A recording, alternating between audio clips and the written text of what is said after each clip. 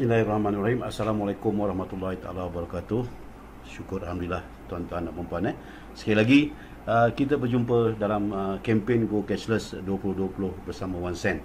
Saya kenalkan, nama saya Lieutenant Besar Malik bin Mizan TLDM. Saya dari OneSend Sdn Bhd ya tuan-tuan. Jadi pada malam ni saya nak berkongsi dengan tuan-tuan dan puan-puan tentang perkembangan teknologi yang begitu pesat sekali ini. Hari ini berkenaan dengan kita punya telefon bimbit tuan-tuan. Jadi kebergantungan hidup kita dengan gadget ni begitu ketara sekali sekarang ni. Yang mana kalau kita lihat penggunaan handphone sekarang bukan hanya sekadar buat panggilan, tapi dia dah jadi kita punya e-dompet. Dia dah ambil alih tugas e-dompet kita, yang mana kalau kita berjalan ke mana kita tak perlu bawa cash lagi dah. Aplikasi-aplikasi yang ada dalam handphone kita ni kita boleh menggunakan untuk membuat pembayaran kepada merchant-merchant untuk keperluan harian kita. Jadi tuan-tuan dan puan-puan, world dunia migrate daripada cash kepada cashless. Jadi daripada tunai kepada bebas tunai.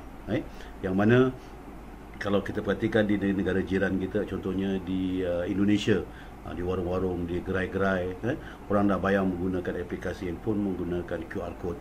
Kalau di India, duit dah mula pulang ke central bank mereka. Kalau di China pula tuan-tuan lagi hebat, peminta sedekah pun dah pakai QR code. Sampai macam tu sekali lah. Jadi suka tak suka kan, kita kena berubah, kita kena migrate daripada tunai kepada bebas tunai. Jadi pada malam ni saya nak berkongsi lah dengan tuan-tuan. Kita cuba memahami tentang cashless ni dan bagaimana kita boleh memanfaatkan teknologi ni dalam kehidupan kita sehari-hari. Jadi kita boleh menjana satu pendapatan yang lumayan sebenarnya melalui cashless ni kalau kita pandai pilih platform yang betul. Jadi kita nak share malam ni bagaimana kita boleh kitar semula belanja hangus kita jadi satu sumber pendapatan yang lumayan tuan-tuan. So mari kita sama-sama fahami tentang cashless punya payment ecosystem ni. So jadi dalam cashless payment ecosystem ni ada dua pemain utama dia. Yang mana terdiri daripada pengguna dan juga peniaga tuan-tuan. Pengguna dan juga peniaga. Sebahagian daripada kita mungkin peniaga, tapi semua daripada kita adalah pengguna. Jadi kita berbelanja setiap hari untuk keperluan harian kita. Sarapan pagi, makan tengah hari, minum petang. Perbelanjaan ni boleh dikirakan sebagai belanja hangus tuan-tuan. Jadi macam mana kita bayar? Kita bayar menggunakan tunai. Kita bayar gunakan tunai, duit kita dapat dari mana? Kita ambil daripada bank lah. Ini cara biasa yang kita gunakan selama ni. So dalam cashless punya payment ecosystem, jadi duit tunai ni ditarik daripada pasaran. Jadi kita tak payah keluarkan duit kita yang dekat bank tadi.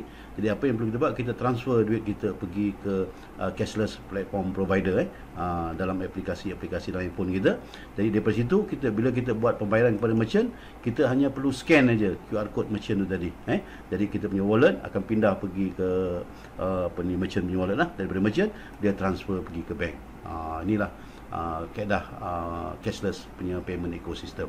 Jadi kalau kita membayar menggunakan contohnya internet banking, itu juga cashless payment. Cuma kalau kita sarapan pagi RM6.50, takkanlah kita nak bayar menggunakan Maybank tu juga. So tak kena tempat lah. Dan kalau kita menggunakan credit card, debit card, itu juga cashless. Tapi banyak macam-macam yang tak ada facilities untuk menerima bayaran menggunakan credit card atau debit card. So dengan menggunakan QR code ni latest teknologi tuan-tuan. Jadi yang mana daripada sekecil-kecil warung goreng pisang tepi jalan sampailah sebesar-besar hotel 5 bintang boleh menggunakan kaedah ini. Dia cepat, mudah dan selamat. So kenapa kita kena pergi cashless tuan-tuan? Jadi pengurusan duit tunai ni memang banyak masalah lah. Jadi kita semua mungkin pernah mengalaminya. Duit cicir hilang, silap kira, wang rosak, wang palsu, rompakan, ragut. Jadi hari-hari kita dengar benda ni lah. So dengan menggunakan kaedah pembayaran bebas tunai ni bagi peniaga-peniaga pula, ini memudahkan dari segi urusan perniagaan mereka lah. Jadi kalau contohnya bagi peniaga-peniaga pula, dengan menggunakan kaedah pembayaran cara bebas tunai ini juga, dia akan jadi lebih mudah dan cepat dan selamatnya. Contohnya peniaga tak perlu nak fikir pasal wang kecil, wang kecil. Jadi kalau awal bulan tu selalunya Jadi sarapan pagi RM6.5 bagi duit RM50, bagi duit RM100, kena 2-3 customer, peniaga dah pening dah. So dengan menggunakan kaedah bebas tunai tadi, okey, jadi masalah ini dapat diatasi, dan juga ketirisan di kaunter, kan. Jadi masalah risiko duit jualan hantar ke bank terdedah kepada risiko rompakan rambut dan berbagai lagi lah. Dan juga bagi peniaga-peniaga yang melibatkan tenaga kerja yang ramai, dan juga dari segi keselamatan, contohnya macam pam minyak, Petronas kan dah gunakan aplikasi nama dia Settle, yang mana kita tak perlu lagi pergi kaunter, dalam kereta je kita boleh buat pembayaran.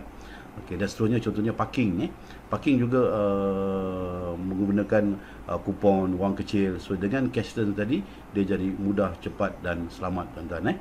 Dan seterusnya, apabila kita buat pembayaran menggunakan cashless punya platform ni, semua perbelanjaan kita ada rekod, pukul berapa, minit berapa, saat berapa, kepada siapa kita bayar, semuanya ada rekod. So bila ada rekod ini, ini salah satu cara membantu pihak berkuasa seperti SPRM dalam usaha membenteras rasuah, tuan-tuan.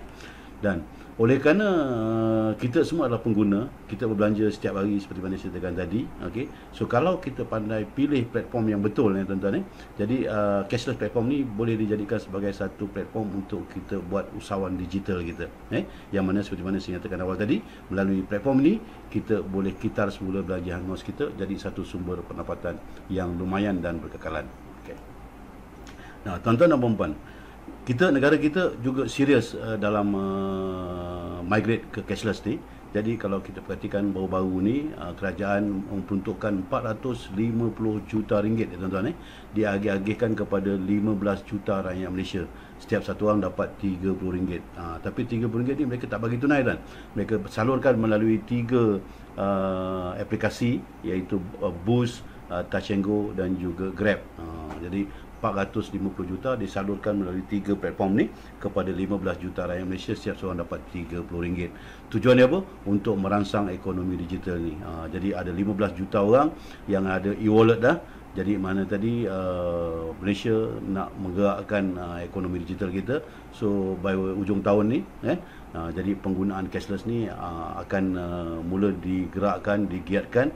Jadi mana tadi negara kita dah bersedia untuk menuju ke arah cashless, tuan-tuan. Okey. So cuba kita lihat dalam ekosistem ni, 450 juta disalurkan melalui 3 platform ni tadi. Okey, kita dapat RM30. Okey, berapa agak-agak platform ni dapat? Jadi 450 juta, kalau dia ambil 1% saja dia punya payment gateway punya charge, 450 juta kali dengan 1%, 4.5 juta ringgit.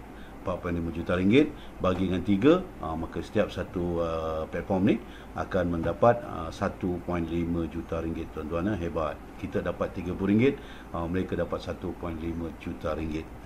Itu masa permulaan. Now, apabila ujung tahun ni nanti, okey, apabila implementasi tentang cashless ni dilaksanakan, dikuatkuasakan, yang mana daripada 15 juta rakyat Malaysia ni kita anggarkanlah setiap satu orang berbelanja untuk keperluan harian. Mereka sarapan pagi, makan tengah hari, minum petang, bila pergi bila lah, katalah RM500 setiap satu orang.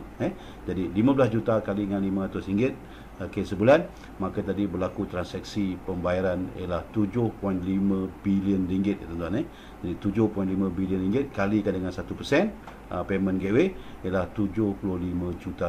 Bagi 3, setiap satu platform ni akan dapat bulanan RM25 juta. Satu perniagaan yang cukup lumayan, tuan-tuan. Jadi selaku peneraju, selaku pemain utama dalam cashless payment ekosistem ni, kita pengguna dan juga peniaga. So bagaimana kita nak ambil bahagian dalam ekosistem ni? Kita sama-sama dapat manfaat, bukan hanya sekadar pengguna je. So itu kita kena tengok di mana ruang-ruang yang kita boleh ambil bahagian. Jadi kita cuba dalami sikit platform ni, ekosistem ni. Nah, kita tengok contohnya peniaga. Apa masalah peniaga, tuan-tuan? Jadi untuk nak jadi ni, kita kena jadi pengguna bijak, tuan-tuan. Kita juga kena jadi peniaga bijak. So jadi peniaga masalah mereka ialah mereka nakkan customer, nakkan sale. Okey, jadi platform cashless platform yang ada tidak banyak membantu.